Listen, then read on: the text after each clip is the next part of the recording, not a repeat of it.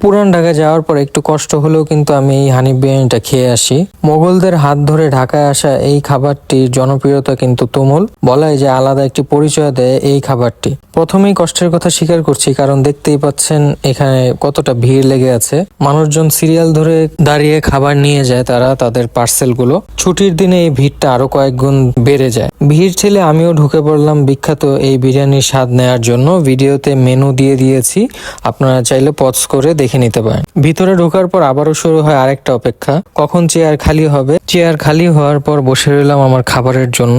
অপেক্ষা শুধু একটাই, কখন আমার খাবারটা সামনে আসবে। প্রায় 15 থেকে 20 মিনিট পর যখন খাবারটা আসে, গরম ধোয়া ওঠা মাংসে ভরপুর এই বিরিয়ানিটি সামনে আসতেই মনে হলো এতক্ষণকার সব কষ্ট যেন এক মুহূর্তে উধাও। অন্যান্য অনেক বিরিয়ানির থেকে কম মশলাদার এই বিরিয়ানিটির মূল আকর্ষণই হচ্ছে এই মশলাতে।